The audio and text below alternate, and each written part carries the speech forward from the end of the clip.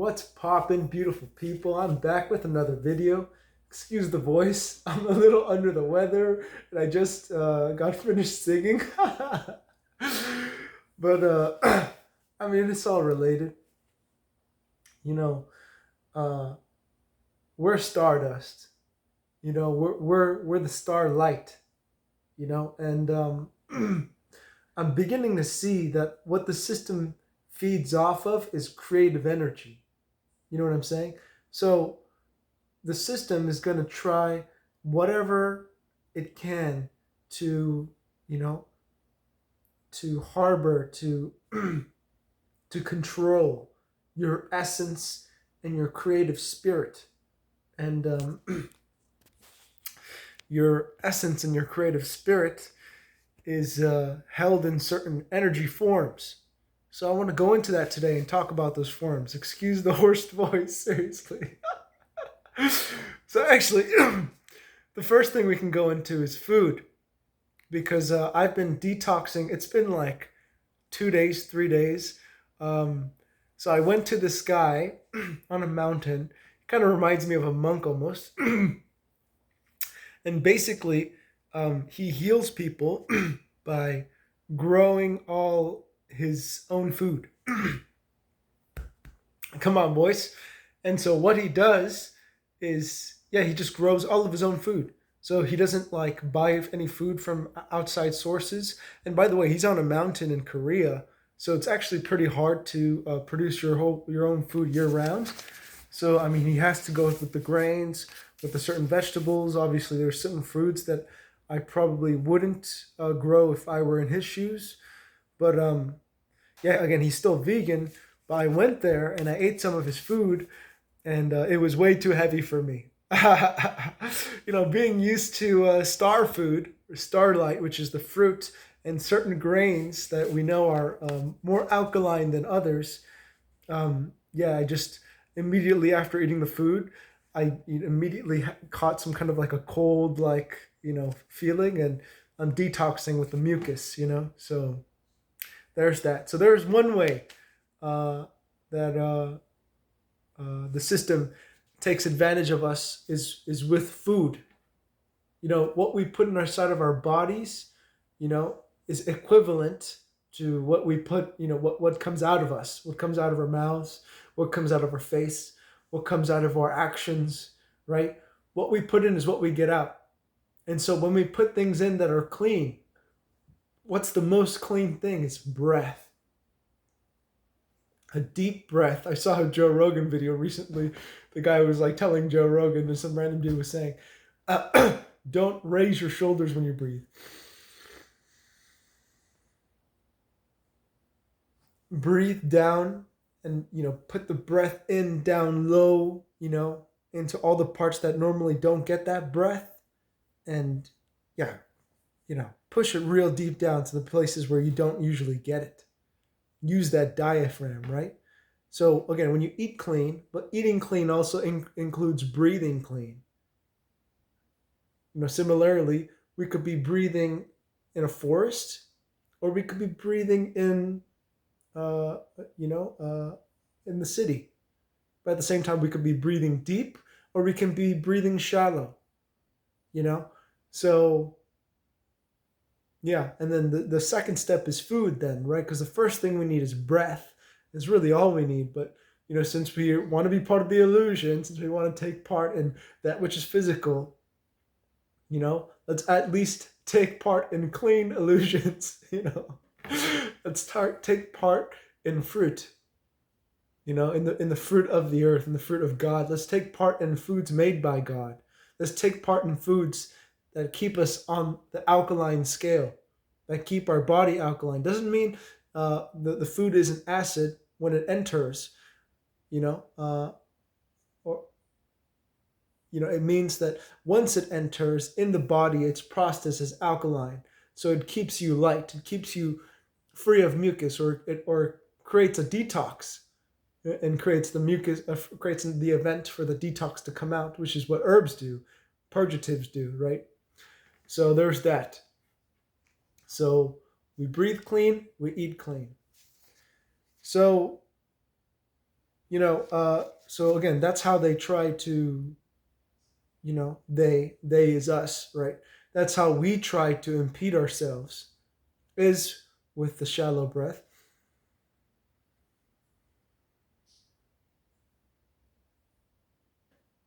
And in contrast is how we can empower ourselves with a deep, long, slow breath.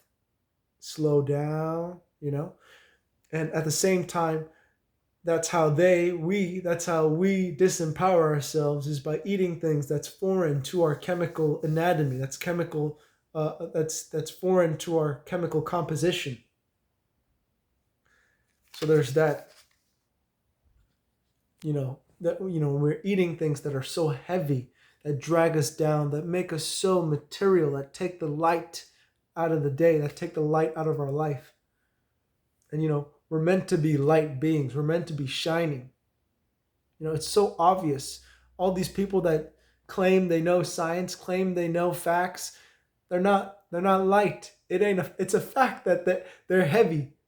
They're carrying around this weight, and they're trying to shove it in people's face that are, that's living, people that are living, people that are bright, people that are shining, people that don't want to be masked, because they know how to be healthy. They know what health is. They know God.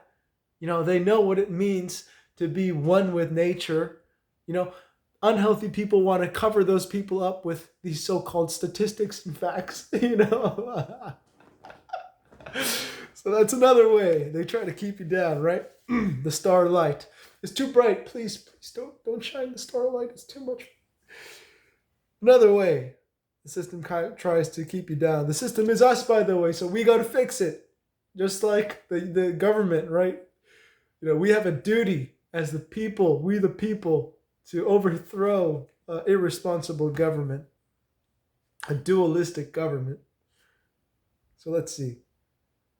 And so, as we're talking about breath, which is air, as we're talking about food, which is the earth, as we're talking about, I guess in this case, water would be the semen. As we talk about fire, which is the thought, or you could switch fire as the semen and water as thought, depending on how you want to look at it. These are the four elements. And at the same time, these are the four sacred rivers talked about in the Bible: the Tigris, the Euphrates, the Pishon, and the Gishon. These are the four elements, the four faces that, how do you say? The four modalities that, we live through, that we take part in, that we are empowered by, that fill us with light, right? So we talked about breath, air, we talked about food, earth. So now we talk about thought, and now we talk about fire. We talk about the semen or water, however you want to look at it. So the next thing they try to keep us down with is they keep us down in the fearful survival mode, right? By always being focused on what am I going to eat next instead of just breathing.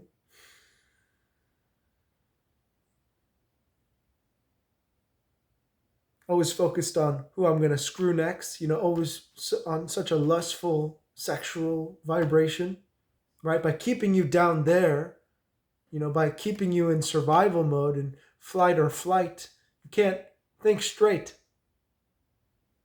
You're thinking too hard. You're thinking at all, And so, there's that. So if we transmute and we, use this sexual energy, that's the creative force. That's probably the most strongest force out of all the four. I mean, I don't want to choose favorites here, but, that sexual energy is the creative spark. Is what created you. And at the same time, it's what's going to, either, put you in the root, put you down low, put you in a lower frequency, or bring you high. So it's about that white tantra, right? It's about keeping the oil, keeping the chrism, the Christ, the sacred fluid, the sacred secret within. And so there's that. The other thing, and all, of course I've gone through this before, but this is just a reminder and a refresher, is thought. So this is the thing. Thought is tricky because you can't say, I'm going to think good thoughts.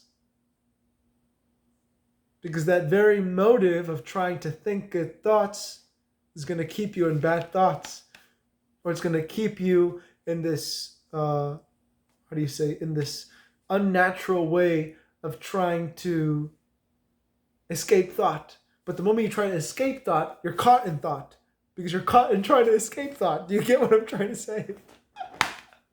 So instead, how do you go at this one? Is you acknowledge that thought is there. And when you see that thought is there, and all that thought is concerned with is to create an illusion, you'll be clear of that illusion, okay? So there's thought for you, summed up in a nutshell.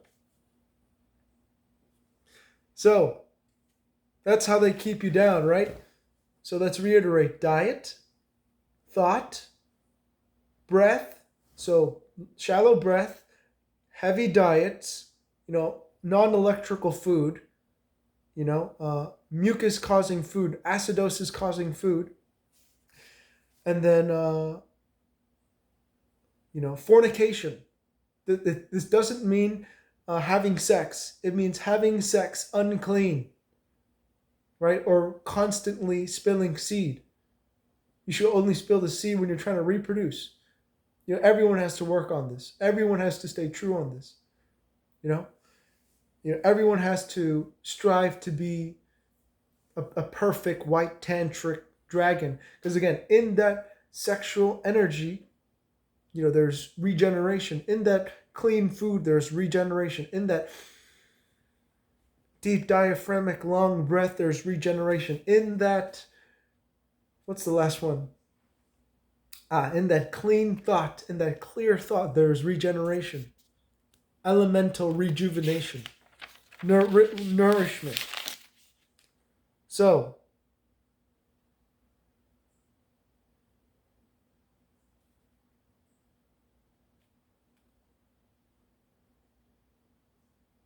so the system's goal is to hijack this, and usually in a commercial fashion. Doesn't mean all commerce is bad, right? Like, the system of commerce, to an extent, makes sense, right? Is necessary. It's nice to have a contract, right? So that we can agree on something.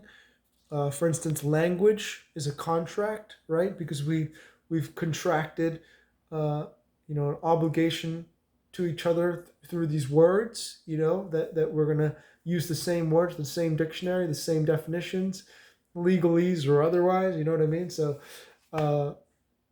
commerce is necessary, but right now it's overgrown filth. As you can see, with the whole thing of usury, with the whole thing of lending and borrowing money and all this kind of stuff, creating value that isn't there. How, if you're trying to be rich in this world, you have to go into debt. How the banks are posing as creditors and we can't be our own creditors. Why can't I just go out and make a promissory note? Why can't, I just reach into my trust? Why can't I just reach into my birth certificate? So in this sense, perhaps commerce is a little bit out of line, but who knows? Maybe it is what it is and it's perfect how it is at this point in time. But, just the way how, this world rewards scum and people who don't have the best interest of humanity. A lot of people who don't have the best interest of humanity have lots of money. I'm not saying that there aren't people, who won't support the light workers, who won't, create an alkaline regenerative world, that there aren't rich people who see that's necessary. But the majority of rich people I've seen, are usually attached to their so-called riches. And so they act poor, really, and a lot of the people that are poor are very rich, have so much to give, they're so nice, they're so kind, since they have nothing, they're not, held to something. So there's that aspect to it too. So commerce itself is not bad, but as it is in the world right now, it's like an overgrown tumor that's just waiting to pop full of pus, just it's just waiting to detox. So we're probably going to go into a recession here soon, right? Recovery or no recovery, whatever. So yeah. So with commerce, right? Again, there's the over sexualization, there's the over saturation of food and all these delicious things that are killing you, right? Uh, the sexual practice that's killing you, the breathing that's killing you, the the thinking that's killing you.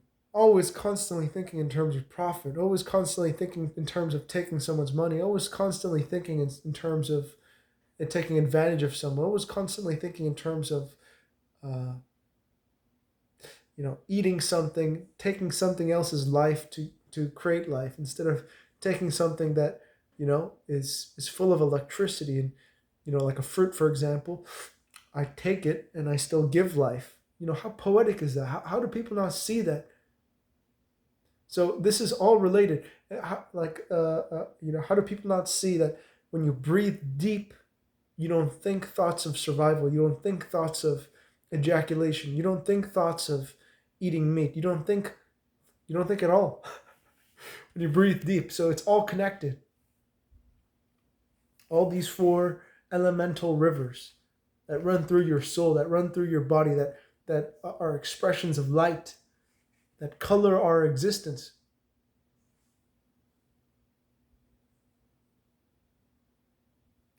So, which brings us to ruthlessness and apathy is not practical.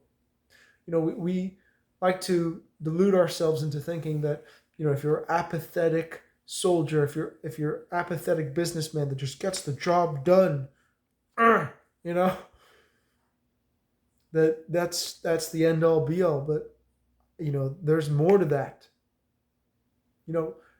It's a very unpeaceful world if it's only about you know missions. It's only about objectives. It's only about profit. There has to be something else that you know where there's no objective at all. There's no motive at all. There's no striving to gain at all.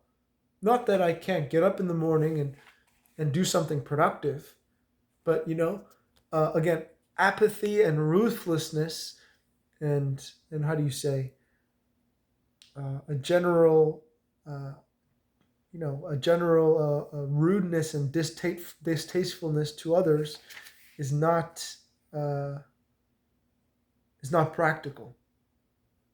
So we have to remember that, right?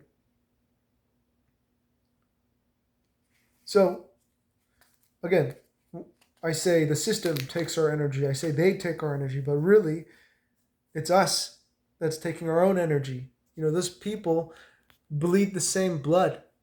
They breathe the same air. They think the same thoughts of sadness and happiness.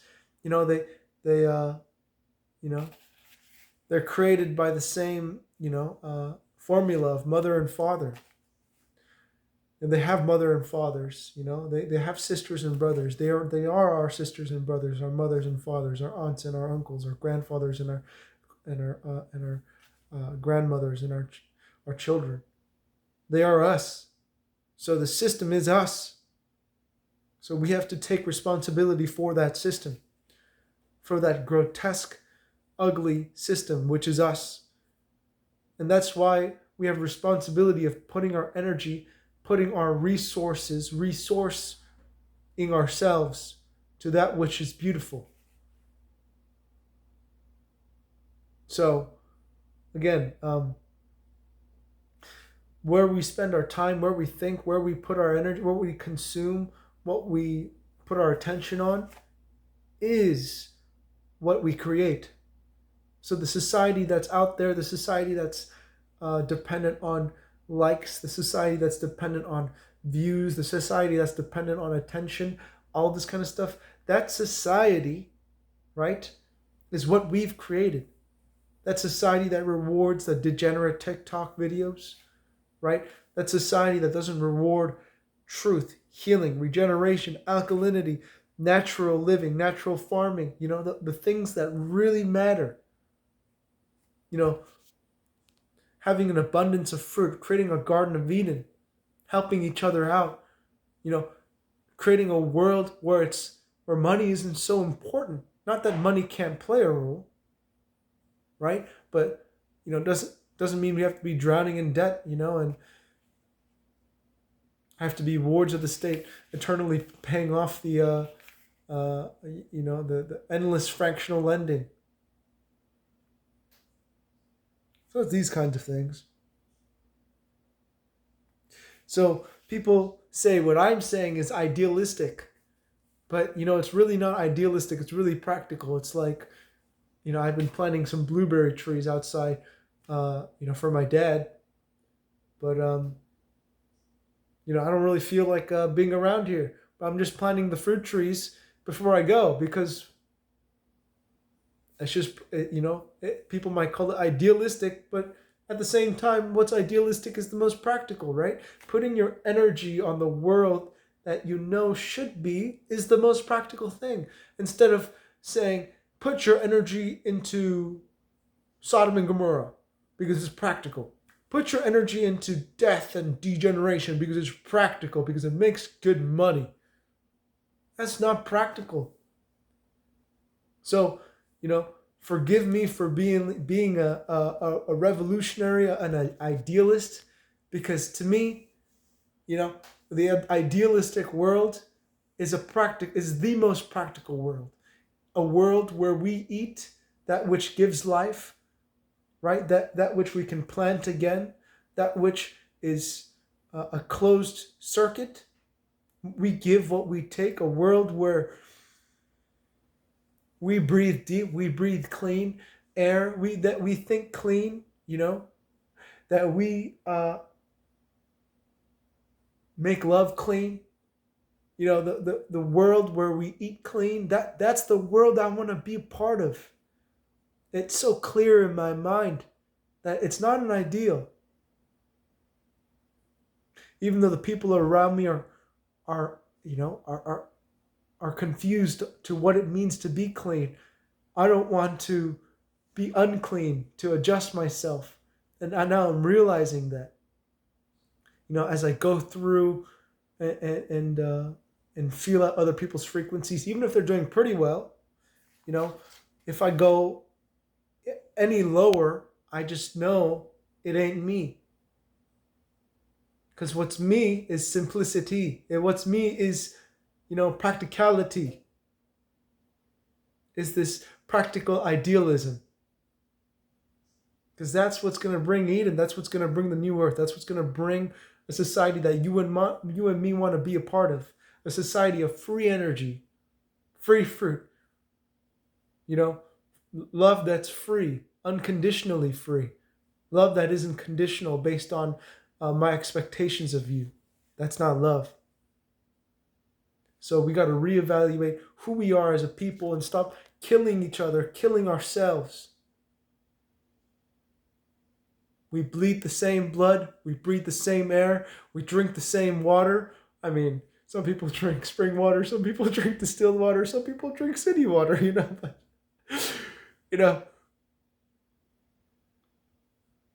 the 4 sacred rivers run through us all. Saliva, urine, semen, and blood. We all think, we all breathe, we all eat. We all breed. Or we have come here through breeding.